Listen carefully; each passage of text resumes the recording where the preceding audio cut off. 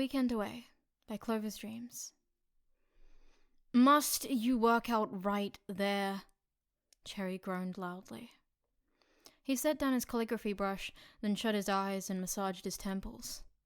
What? Is my hot body causing your nerdy glasses to fog up? Joe snickered. He did another sit-up and stayed upright this time. He eyed the pink-haired man as he asked, "Do you need to practice your calligraphy while we're on vacation?" Cherry's eyes twitched.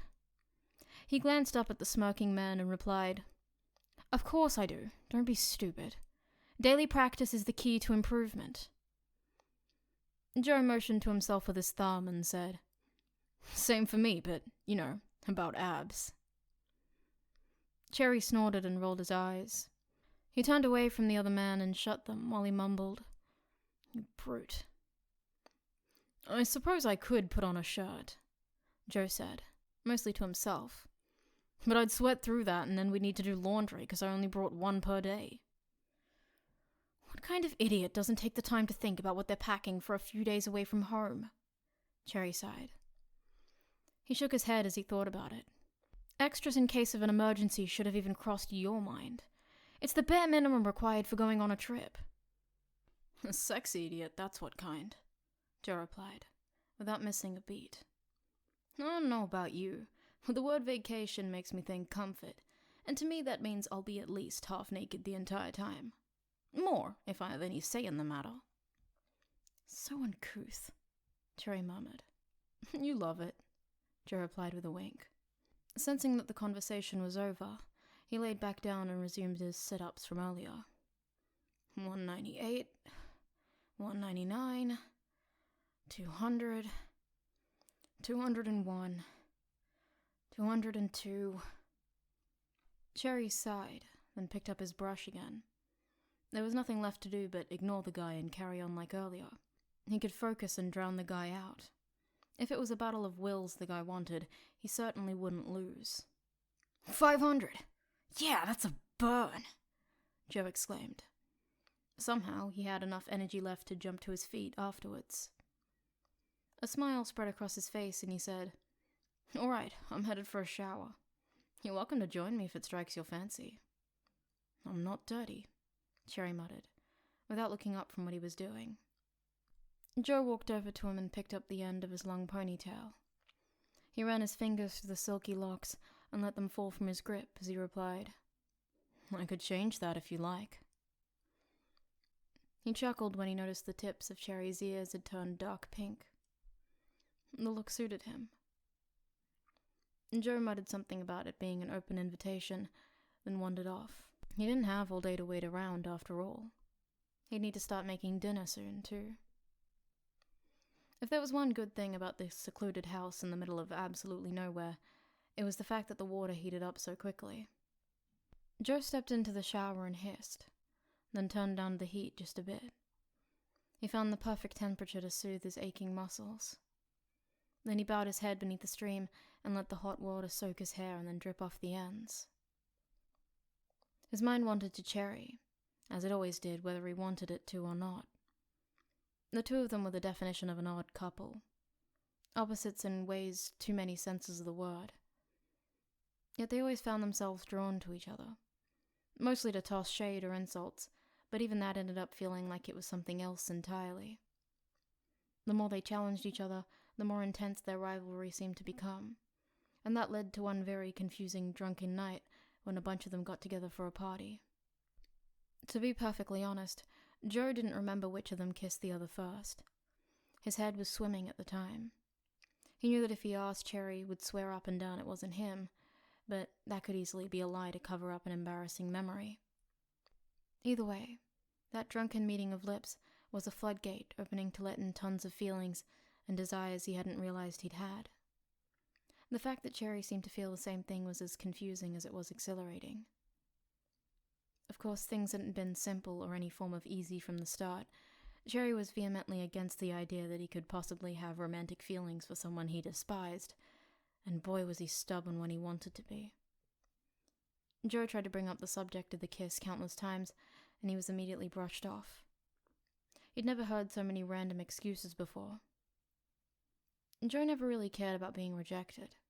It was simple enough to move on, and yet he couldn't get Cherry or that kiss off his mind. The whole situation got to the point that it was messing with his ability to concentrate while skating. That was when Joe knew something had to be done before the problem got any worse. He'd respect Cherry's decision to keep things the way they were before the kiss, if that was what he wanted. Fine. There were others vying for his attention anyway. There's no use wasting it on someone who didn't want it. Dwelling was pointless. As it turned out, Cherry didn't like being told that exactly to his face. Joe was an honest guy, and yeah, sometimes that was a bit of a fault. When he finally managed to get Cherry alone, he was pretty exhausted from the past few weeks of the runaround. He admitted he was interested in exploring the feelings he had, etc. Then he finished with the vying for attention bit. Never in his life had anyone chewed him out with such ferocity before. It was all Joe could do to stand there and blink as Cherry spat insults in his direction at lightning speed. He didn't know if it was weeks of pent-up frustration or what, but in that moment, Cherry was the single sexiest person he'd ever seen in his life. Joe's brain shut off and he acted on impulse, grabbing Cherry and pressing their lips together. This kiss he remembered. This moment was seared into his brain. He could still see it so clearly when he shut his eyes even now. Not only did Cherry not shove him away, the guy actually grabbed 2 fistfuls of his hair and pulled him closer. In that single moment, everything Cherry tried to say about not wanting anything to do with him, or his feelings, were proven to be a big fat lie. And the rest was history. Joe set the bar of soap onto its little shelf, then rinsed the suds off his torso. He didn't need to think back on that ridiculous roundabout way that they'd gotten here. The point was that they were together now, and they fit in a way neither of them expected. Dating his pain-in-the-ass, smug skating rival sure wasn't something Joe ever thought he would be doing, and yet he wouldn't trade their relationship for anything. The bathroom door creaked loudly as it opened, and a smile spread across Joe's face. He tilted his head upwards, shut his eyes, and waited for the shower door to open next. Then he hummed. "What took you so long?" Cherry stepped into the shower behind him and shut the door. He waited for Joe to turn around and look him over as he always did, as if they couldn't picture every inch of each other's naked body with their eyes closed. Joe admired the cute bun atop Cherry's head for a moment, before he let his gaze travel over his body slowly. Everything about this man was enchanting as long as he kept his mouth shut. He looked back up again and teased. "Getting out of all those layers took forever, right? I told you those clothes of yours are ridiculously impractical." Cherry leaned up on the balls of his feet and paused right before their lips met. He ran his tongue along Joe's obnoxious little smirk, then whispered, "Shut up."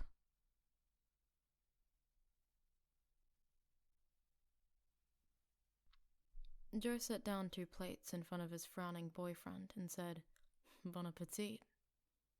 Cherry didn't say a word as he studied the food presented to him. He tucked a stray strand of hair that didn't quite reach his bun behind his ear, then used his chopsticks to pick up one of the vegetables and turn it over curiously. "Don't be picky," Joe complained. "I'll be whatever I want to be," Cherry grumbled. "Unlike some people around here, I pay attention to what I do or don't put in my body." Joe snorted and rolled his eyes. He could hardly believe he'd managed to hold back that laugh. Yeah, he knew all too well what things Cherry allowed into his body. Either the guy didn't realize what he'd said, or he decided to ignore it completely since it was already done. Hard to tell with him. Either way, it was hilarious. He waited for the pink-haired man to take a few bites from each plate, then finally asked, "So, what do you think of them?" "Why?" Cherry asked right back. "Are they special or something?" Joe nodded and then replied, "I'm debating which one to add to the menu of my restaurant, yeah." "I see." Cherry's gaze fell to the plates before himself. "I could always have Carla analyze them for you and give you the probability on their potential success." "I want to know what you think, Cherry," Joe replied with a shake of his head. He pointed to the other man for emphasis. "How do they taste on your annoying know-it-all tongue?" "Fine, I guess." "You guess?" Joe sighed. That was probably the least helpful response he could have gotten. Part of him wanted to say that Cherry knew that, so he'd done it on purpose. That would be just like him. Joe crossed his arms and narrowed his eyes, then asked, "Would you order either of them again after trying them once?" "This one, yes." Cherry nodded, as he motioned to the dish in question. Joe flicked the other man's forehead and muttered, "That was all you needed to say, Four Eyes." Cherry frowned at him. He held his chin in the air haughtily and asked, "Are you going to compensate me for my valuable opinion or what? My art supplies aren't cheap, you know." Joe winked, then hummed, "Sure, I'll compensate you all night long." Cherry's eye twitched. He cleared his throat, then grumbled, "It's not what I mean, you oaf." "I know," Joe hummed. He sat down in the free chair on the opposite side of the table, then picked up his fork and pointed it at the other man. "It's way better than what you meant, and you're one lucky bastard." Joe ate his own portion of the two dishes, while Cherry sat there and gave him his extremely blunt, unfiltered opinion about each of them. In the end, all that actually did help him decide which to add to the menu, so he was grateful in a way. Not that he'd say as much to Cherry, that guy's ego wasn't in need of stroking. If he wanted to know which one made it onto the menu, he could stop by the restaurant and pay for it. Once he'd finished up on his end, he glanced across the table to find that Cherry spent more time talking than eating, and had quite a bit left.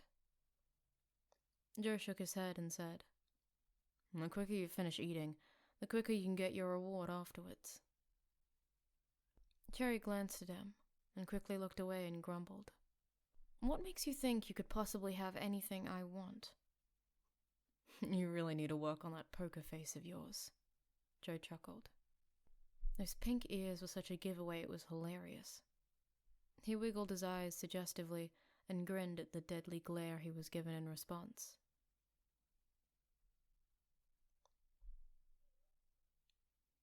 Joe was so comfortable.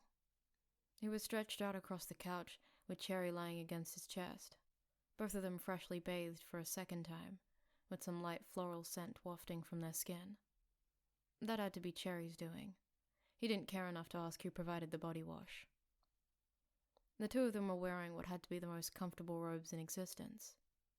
Well, he used the term wearing lightly, for the casual way the material hung off their bodies. He had one arm around his boyfriend's waist, and the TV was making soft noise as some ridiculous show played. Joe didn't even care what it was. He was practically falling asleep with the contentment he felt from the way that Cherry was idly fiddling with his fingers. "This is the most idiotic show I've ever had the displeasure of seeing," Cherry complained loudly. "I'm positive that my IQ is dropping as I watch it." "It's not winning any awards, that's for sure," Joe agreed. He yawned, then mumbled, "Feel free to change it to some boring lecture that will get your rocks off." "I promise you I would if I could," Cherry grumbled. "What's stopping you?" Joe asked. He looked around his boyfriend when he heard a soft grunt in response. The remote was on the coffee table, which was just out of reach. Basically, the guy didn't want to move to get it. Joe chuckled softly, then kissed his boyfriend's temple. They continued to lie there, cuddled up, while Cherry offered his relentless opinion about the show. Joe was half asleep as he mumbled, "I like when we have moments like this, Chair."